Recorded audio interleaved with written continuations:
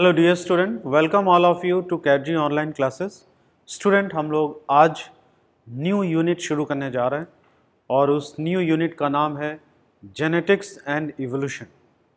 और उस यूनिट का स्टूडेंट पहला चैप्टर है principles of inheritance and variations.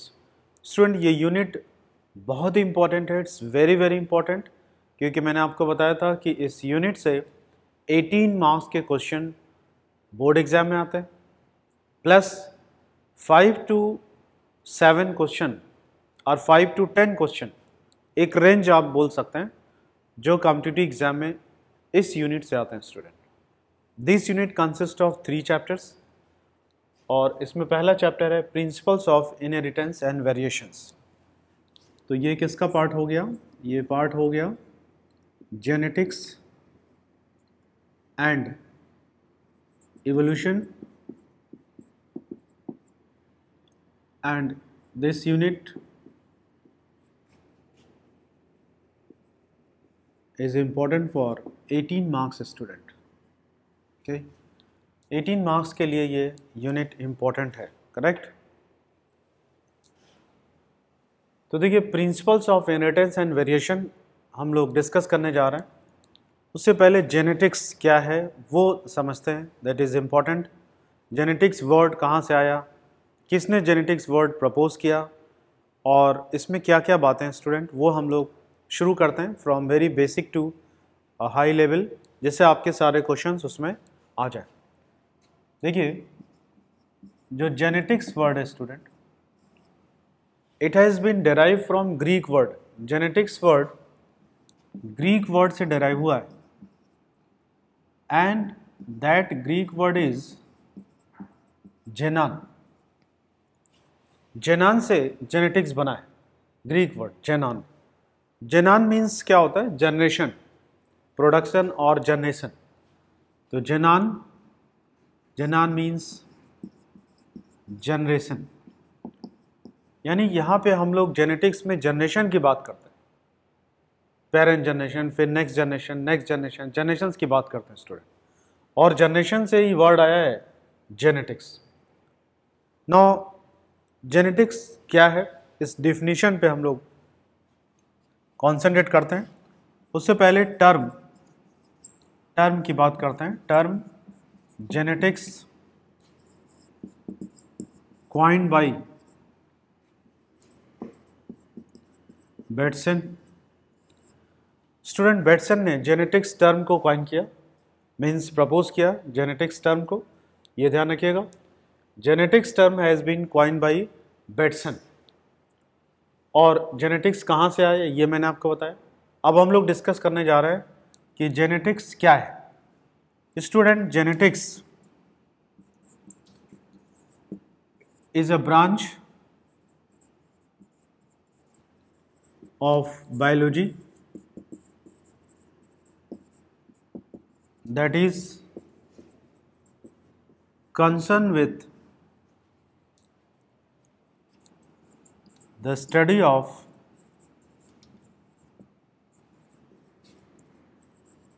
heredity and variations. Okay, genetics को आप डिफाइन कैसे करेंगे? Genetics is a branch of biology that is concerned with the study of heredity and variations. heredity और variations को study करते हैं biology के जिस ब्रांच में, उसी को बोलते हैं स्टूडेंट जेनेटिक्स। तो यहाँ पे आपने क्या सीखा, क्या लर्न किया आपने?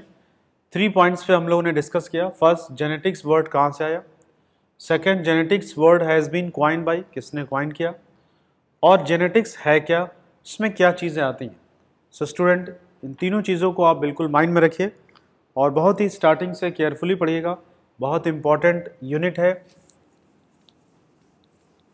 और क्वेश्चन इससे आते हैं, तो कोई भी चीज़ आप मिस नहीं करेंगे, क्योंकि एक दूसरे से रिलेटेड चीज़ें हैं जो हम लोग आगे पढ़ते जाएंगे और आगे काम आएगा आपको। सो जेनेटिक्स डिफिनीशन आई थिंक तो आपको समझ में आ गया होगा। Genetics is a branch of biology that is concerned with study of heredity and variations.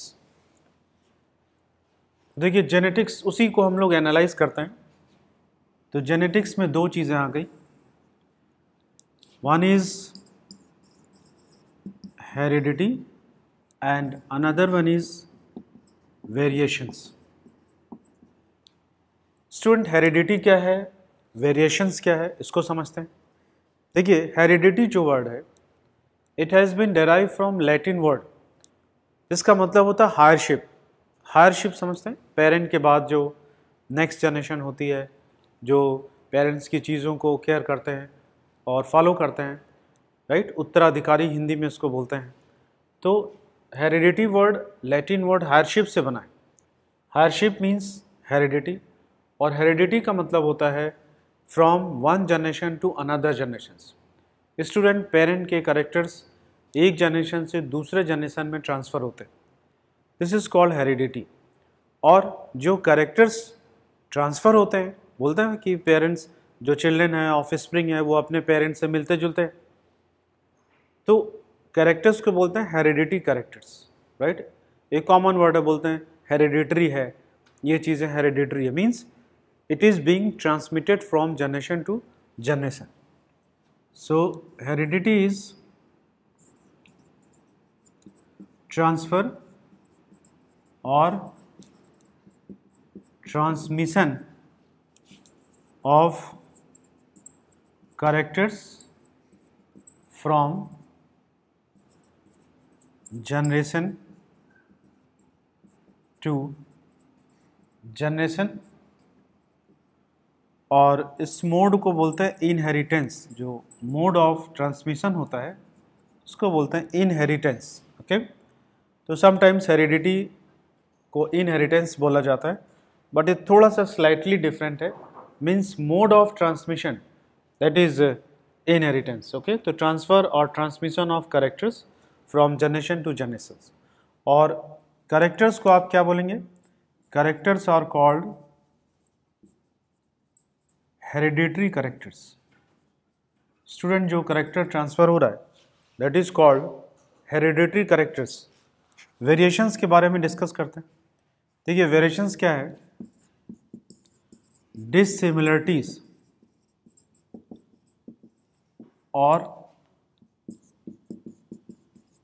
Differences found among organism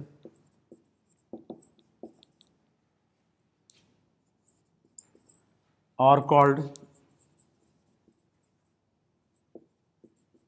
variations. Student आपने ये देखा होगा कि एक ही फैमिली में अगर दो चिल्ड्रन हैं, तीन हैं, चार है, पांच है, तो वो बिल्कुल एग्जैक्ट सेम नहीं होते. उनमें कुछ ना कुछ डिफरेंसेस होता है, राइट.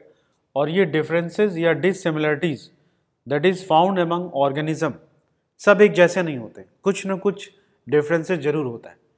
तो ये जो डिफरेंसेस या डिसिमिलरिटीज है that is found among organism और कॉल्ड वेरिएशंस. तो वेरिएशंस आता है, आपको फर्स्ट चैप्टर में मैंने बताया था. वेरिएशंस कब डेवलप होता है, during sexual reproduction when there is formation of gametes. So student, during gametes formation there is crossing over. Crossing over occurs during meiosis first, in prophase first stage, pachytene stage में हम लोगों ने पढ़ा है. और इसमें क्या होता है, combination of new genes, right, reshuffling of parts of chromosome and genes होता है. As a result new combination is form that is called recombination. ये ऑलरेडी हम लोग डिटेल में पढ़ चुके हैं. तो उसी समय क्या होता है, जब जीन्स के न्यू कॉम्बिनेशन बनते हैं तो एक न्यू फीचर्स या वेरिएशंस डेवलप हो जाता है. और वेरिएशंस के रिगार्डिंग सेक्सुअल रिप्रोडक्शन इम्पॉर्टेंट है, बेटर सर्वाइवल, वो सब हम लोग डिस्कस कर चुके हैं. ए सेक्सुअल रिप्रोडक्शन में वेरिएशंस नहीं बनते, क्रॉसिंग ओवर नहीं होता स्टूडेंट. तो ये चीज़ें आपको क्लियर हुई. अब हम लोग वेरिएशंस के टाइप्स के बारे में बात करेंगे. अभी तक आपने डिस्कस किया जेनेटिक्स वर्ड कहाँ से आया. Genetics term has been given by which biologist has given genetics term? After that variations के बारे में बात करने जा रहे हैं हम लोग। स्टूडेंट, वेरिएशंस क्या है ये अभी आपने समझा। वेरिएशंस कैसे बनते हैं, क्यों बनते हैं, ये चीज़ मैंने आपको बताया, और कब बनते हैं ये भी मैंने आपको बताया। अब हम लोग जो पॉइंट डिस्कस करने जा रहे हैं वो है types of variations. So next is types of variations.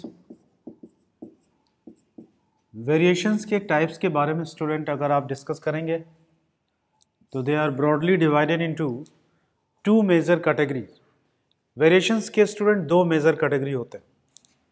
One is somatic variations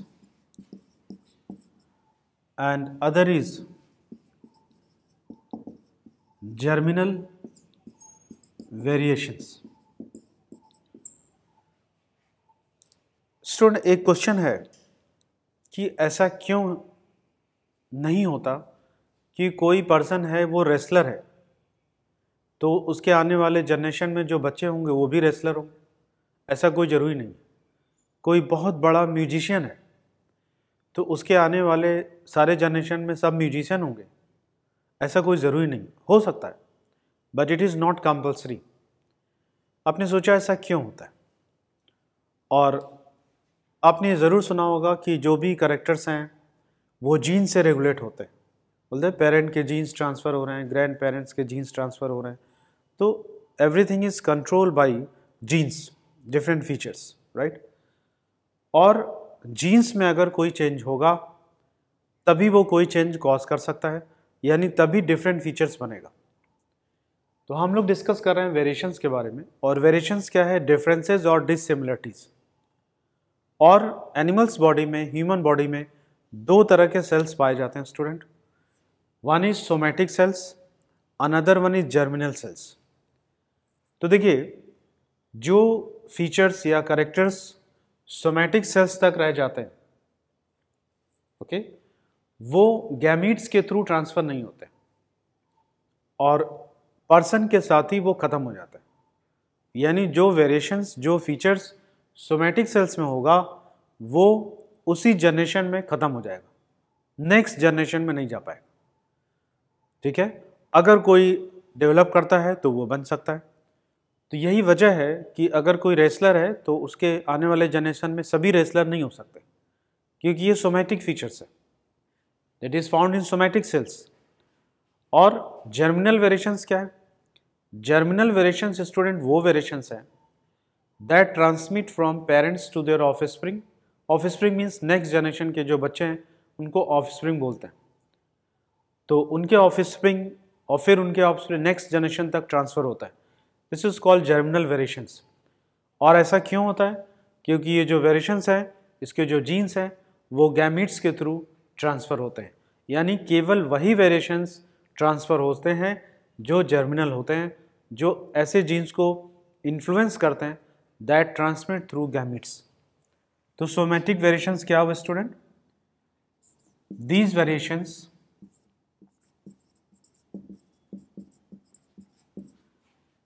variations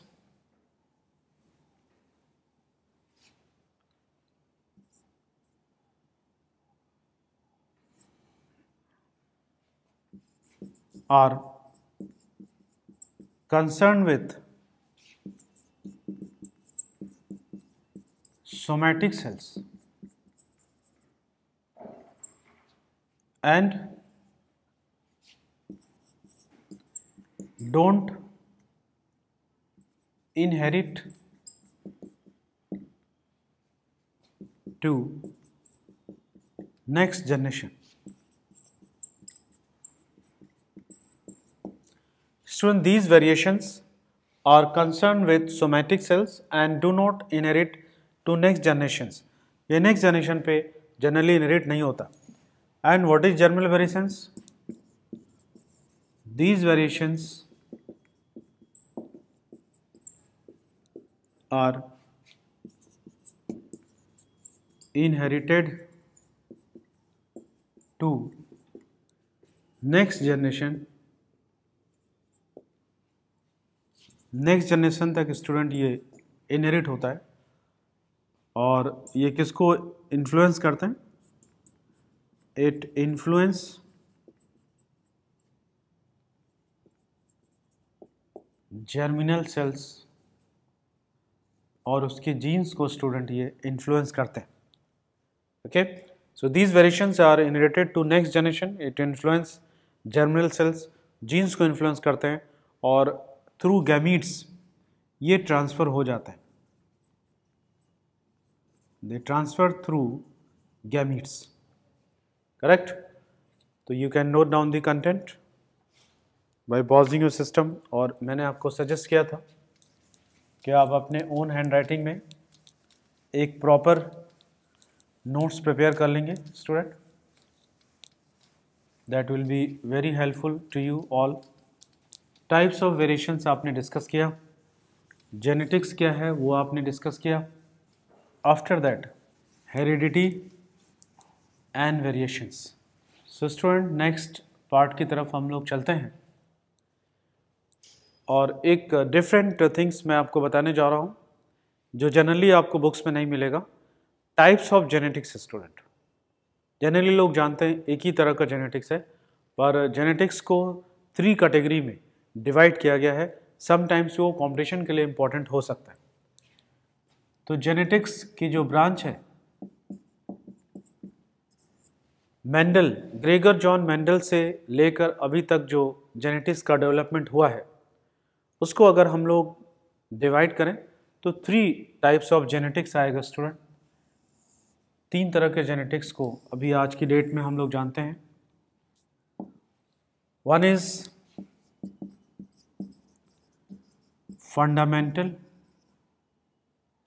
fundamental genetics और it is also known as classical genetics. Okay. Second is experimental genetics and third is applied genetics.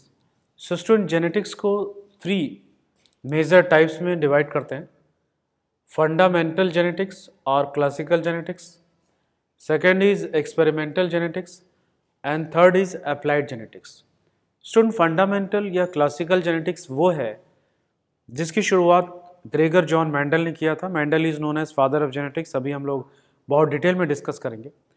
तो वहाँ से जो शुरुआत हुई थी इन 19th century उसको बोलते हैं फंडामेंटल जेनेटिक्स या क्लासिकल जेनेटिक्स.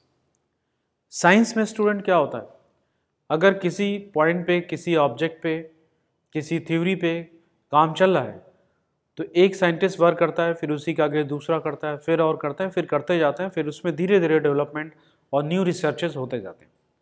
तो जेनेटिक्स की शुरुआत ग्रेगर जॉन मेंडल ने किया. उसको फंडामेंटल जो बातें उन्होंने बताई फंडामेंटल जेनेटिक्स बोलते हैं. उसके बाद आया जो टाइम पीरियड आया वो आया एक्सपेरिमेंटल जेनेटिक्स का, जिसमें नंबर ऑफ एक्सपेरिमेंट्स हुए और उसमें एक मेन साइंटिस्ट है जिनको फादर ऑफ एक्सपेरिमेंटल जेनेटिक्स बोलते हैं. और इन सब के बावजूद और इसके बाद जो कंक्लूज़न निकले उस कंक्लूज़न का क्या अप्लीकेशंस है for different animals, different plants, for human beings, क्या अप्लीकेशंस है वो स्टडी करेंगे अप्लाइड जेनेटिक्स में. क्लियर? तो फंडामेंटल और क्लासिकल जेनेटिक्स के फादर हैं फादर ग्रेगर जॉन मेंडल. इनको जीजे मेंडल बोलते हैं, Gregor G John Mendel. Experimental genetics student इसके फादर है T H. Morgan, Thomas Hunt Morgan. और इन्होंने बहुत सारा वर्क किया किस पे, ड्रोसोफिला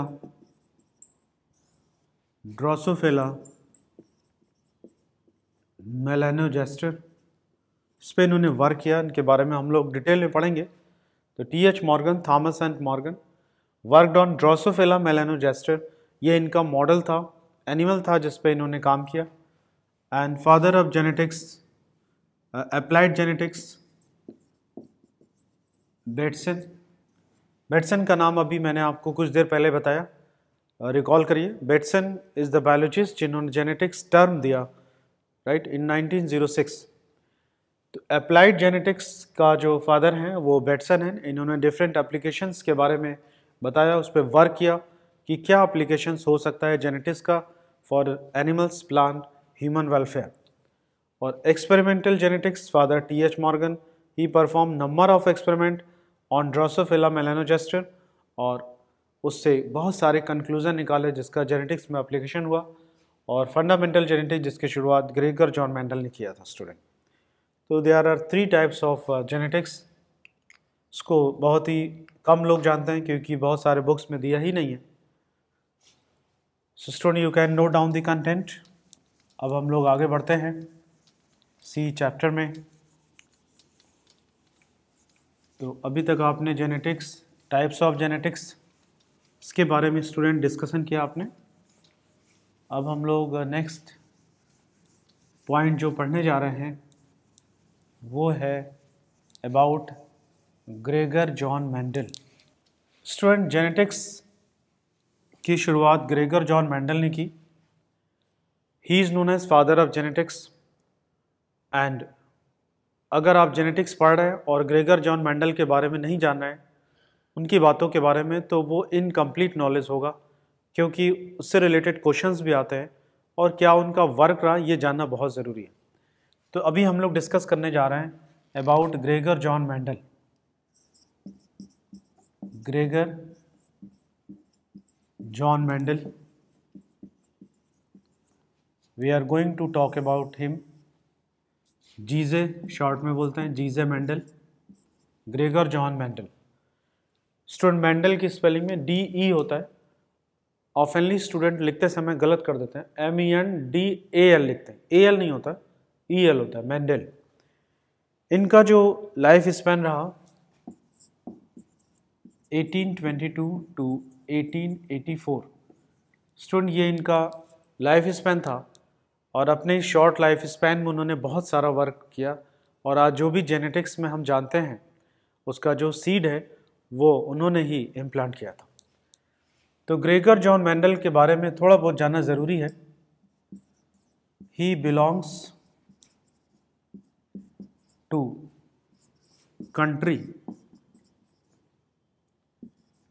ऑस्ट्रिया।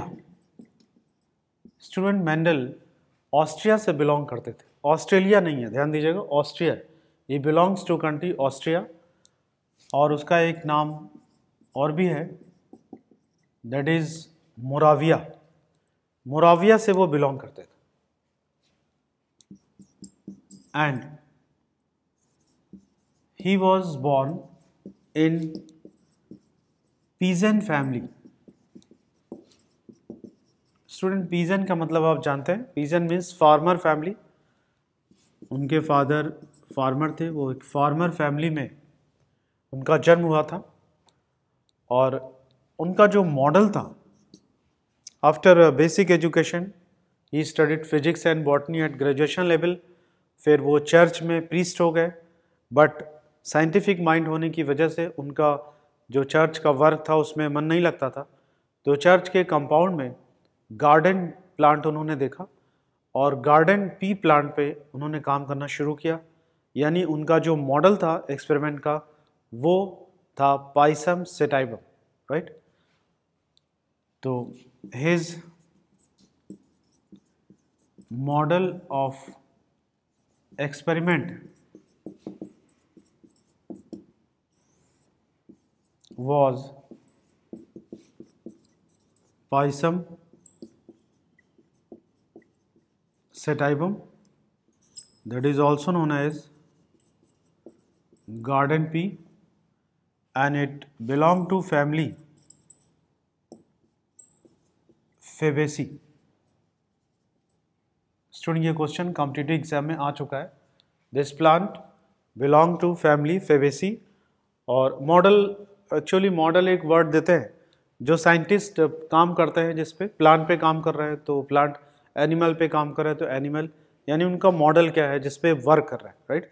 ऑर्गेनिज्म बोल सकते हैं, मॉडल जनरली साइंस वर्ड में यूज़ करते हैं। तो मेंडल का जो मॉडल था एक्सपेरिमेंट का वो Pisum sativum, that is also known as garden pea, it belong to family Fabaceae. मैंने आपको बताया कि पाइसम सेटाइवम गार्डन पी उस चर्च में था के कंपाउंड में ग्रो कर रहा था जिसमें Mendel as a priest work कर रहे थे in Brunn city.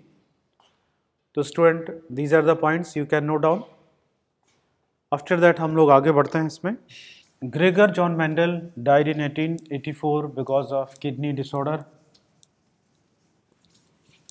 and his crucial time, significant time for work on Paisum sativum was from 1856 to 1863.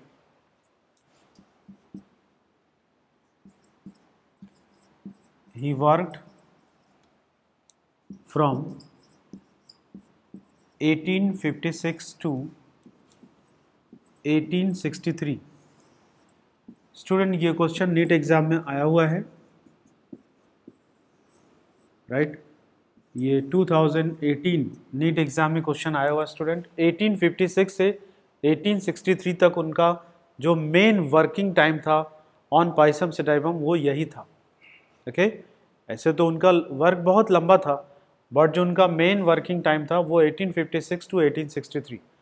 देखिए इसको अगर आपको याद नहीं हो पाता है, दो डेट है यहाँ पे 1856 1863, अगर आप इस दोनों डेट में कंफ्यूज करते हैं तो आपको ये दिमाग में रखना होगा कि मेंडल ने 7 ईयर्स तक एक्सपेरिमेंट परफॉर्म किया था, राइट। तो 7, तो 1856 में आप 7 प्लस कर दीजिए, तो 1856 प्लस 7 इज इक्वल टू 1863। तो ऐसे आप दिमाग में रख सकते हैं, दो डेट कंफ्यूज कर सकते हैं। तो एक डेट याद रखिए 1856 और उसमें 7 ईयर्स जोड़ दीजिए, तो 56 plus 7 1863।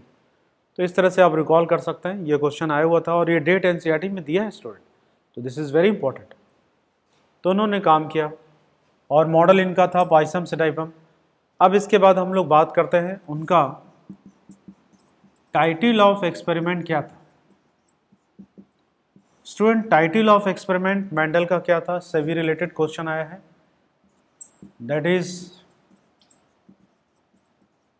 Experiment on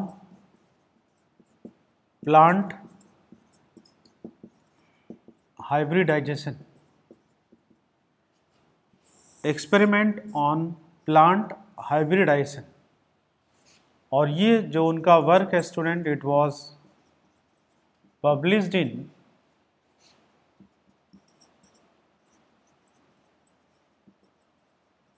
Proceedings of Broun Natural History Society।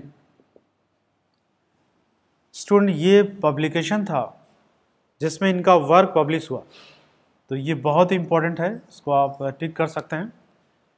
इनका जो टाइटल ऑफ वर्क बोल सकते हैं, टाइटल ऑफ एक्सपेरिमेंट बोल सकते हैं, वो क्या था, एक्सपेरिमेंट ऑन प्लांट हाइब्रिडाइजेशन। यह मेंडल का वर्क था और ये क्वेश्चन आया हुआ है कॉम्पिटिटिव एग्जाम में स्टूडेंट। पब्लिश्ड इन, किसमें पब्लिश हुआ, proceedings of Brunn natural history society. Brunn city मैंने बताया जहाँ पे वो चर्च है था जिसमें मेंडल प्रीस्ट थे, तो ये वर्क इनका था, इसको याद रखिएगा। This is very very important student, so you can note down the content. After that एक क्वेश्चन स्टूडेंट आता है कि what type of experiment Mendel had performed on Paisum sativum। जो प्लांट जो उनका मॉडल था वर्क करने का, उस पर उन्होंने किस तरह का एक्सपेरिमेंट परफॉर्म किया था। So student Mendel had performed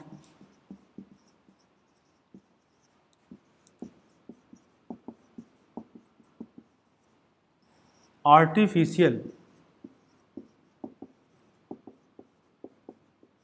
hybridization। Artificial hybridization perform किया था स्टूडेंट मेंडल ने। और आर्टिफिशियल हाइब्रिडाइजेशन क्या होता है, ये आपने sexual reproduction in flowering plant में पढ़ा है। आर्टिफिशियल हाइब्रिडाइजेशन मीन्स मैनुअली अगर आप ट्रांसफ़र कर रहे हैं pollen grain from one plant to another plant, और उससे पहले उसका क्या कर रहे हैं emasculation, that is removal of anthers pea plant में। मैंने उसमें पढ़ाते समय बताया था कि मेंडल ने इसी तरह वर्क किया था। और फिर बैगिंग करते हैं, प्लांट को प्रोटेक्ट करते हैं, तो ये आर्टिफिशियल हाइब्रिडाइजेशन की कैटेगरी में आता है student.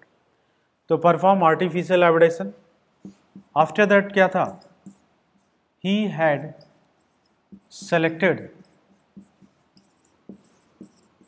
Pure line pea plants. Student Mendel ने जो पी प्लांट लिया था वो प्योर लाइन पी प्लांट था। वेरी इंपॉर्टेंट है। प्योर लाइन पी प्लांट का क्या मतलब है, से रिलेटेड भी क्वेश्चन आता है। Pure line pea plant means the plant which shows stable character और traits from generation to generation, यानी उसमें चेंजेस नहीं होते, वेरिएशंस नहीं होते। तो pure line pea plants means plants showing stable traits or characters from generation to generation।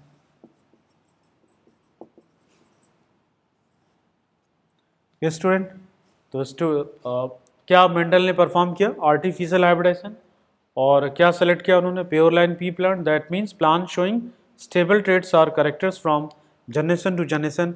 और Mendel was lucky enough to select this plant because variations होते तो वेराइटीज़ मिल जाता, और उनका जो रिजल्ट आ रहा था उससे वो डेविएशन हो जाता, तो शायद उनका जो डिस्कवरी है, जो वर्क है, वो ज़रूर इन्फ्लुएंस होता है स्टूडेंट।